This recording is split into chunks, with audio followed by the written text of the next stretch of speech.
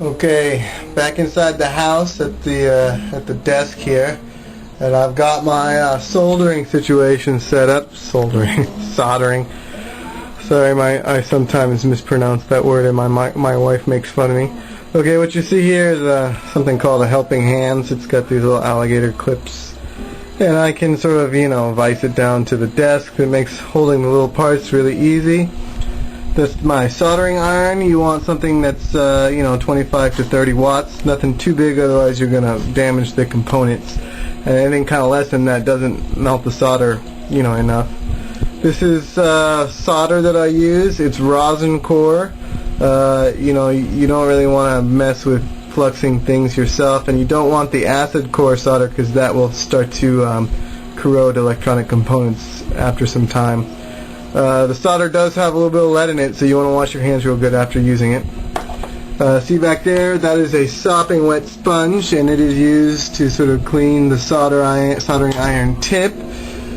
Turn that sucker on so it'll heat up by the time we're ready. Then I've got, some wire cutters, small pair of needle nose pliers. You're going to need some sort of wire stripping device there. This one's okay. You can get nicer ones than that. You got all your components sitting to the side. This is my bag full of wire that I kind of keep around from salvage projects. And this is a multimeter. This is a pretty important thing to have if you want to get into this. This thing can measure voltages, resistances, current, and that kind of stuff. It's pretty indispensable.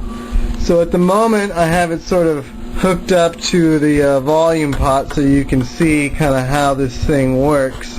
If you connect the outer two edges and you set your multimeter to measure resistance, you can see here it's just measuring the max resistance of the pot. In this case it's 40 kilo ohms, even though the pot says 50K on it.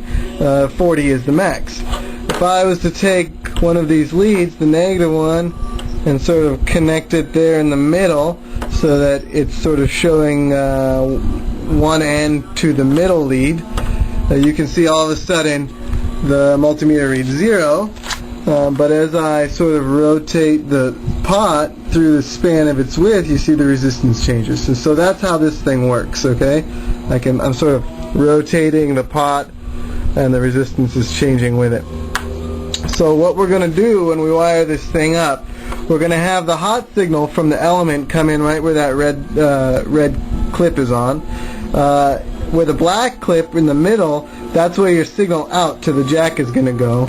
And the far one over here, this is going to be your ground. So you always have to have a ground signal, and that's going to be basically connecting the sort of ground from the element, and the ground to the jack are going to connect at this point. And so what happens then is as you rotate this thing right here, you set up a resistive divider. When you're all the way over to the left, there's no resistance at all between the element and the output to the jack. As you set it up, you start increasing the resistance between the element and the output to the jack, and decreasing the resistance between the input and ground. So essentially what happens is you're sending a lot of signal to ground, to negative, off to nowhere land. And so as you increase the resistance, the volume goes down. Okay, so let me sort of set the camera up and I will sort of get to work. Okay, so this is your jack right here. This is the ground, this is the hot. So the hot connects to the tip here. This is where the jack's going to go in and touch right there. And the sleeve is your ground right here, so it's going to be connected to the microphone shell and all that kind of stuff. And so essentially what we end up doing, we put this thing in here. So I'm going to take some ground wire. I'm going to sort of stick it in. I go from the inside and I fold it up. I use the other arm to sort of hold the wire in place. Then I take my solder right here and I sort of get this thing hot. Oh, it's going to smoke a little bit. And then I sort of touch it like this and sort of come in with the solder. It's going to flow real nicely like that. Don't need a whole lot. And of course you want to always go to the sponge afterwards. So there's your ground wire connected, okay? Here's your hot wire. You do the same deal, except you go from the other side Sort of put it in there, fold it up, use the other side.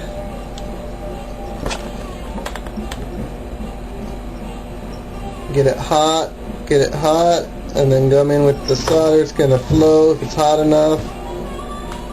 Leave it on there. You'll know if it's not hot enough because it's not going to look all liquidy. Okay. There we go. So there's, be careful, it's a little hot. And I just say I got the window open and a fan on right here. You don't really want to breathe those fumes in too much. So there's your jack. Here's your potentiometer. This particular one has some small holes in here. It's actually meant to go into a PC board, so it's got these sort of pegs. You can sort of use the holes or the pegs to attach it, but you basically stick it in there the same way. This is the wire I'm using. This is going to go out to the mic, so I can sort of put it in here through the hole, sort of wrap it up and around like that. Again, use the other thing to hold it in place. It's pretty straightforward. Then I sort of come at it from the back, let it get hot enough, and then come in with the solder. Okay, that thing's on there.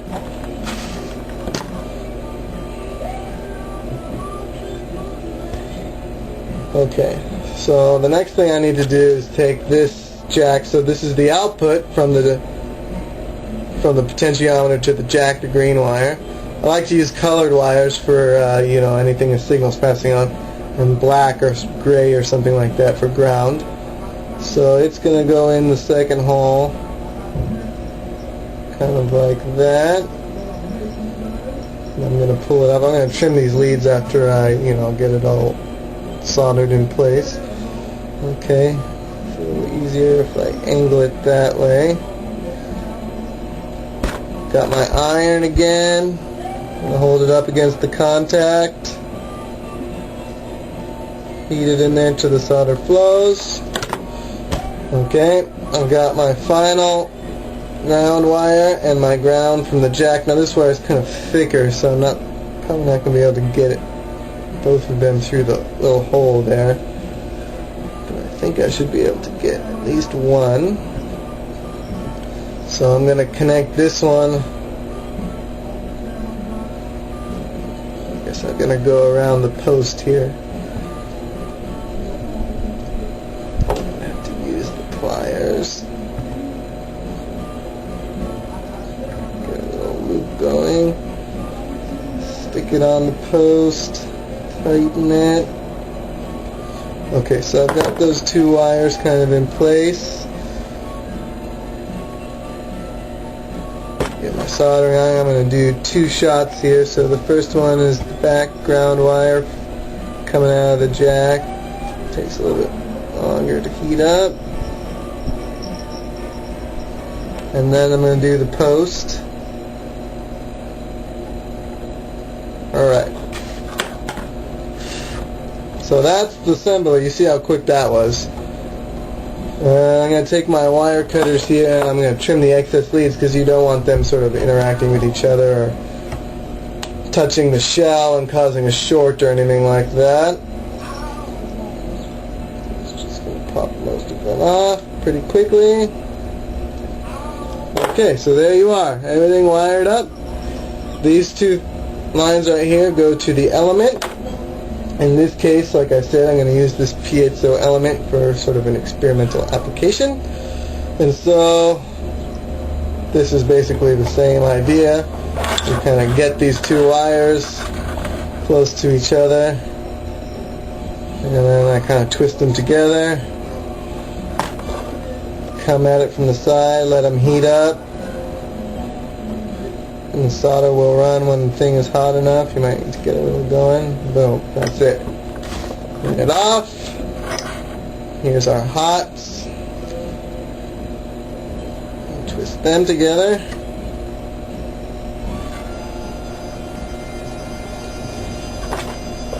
Same idea. Get it hot. Solder will flow. And we're good. Alright, there you are. Harp guts assembled.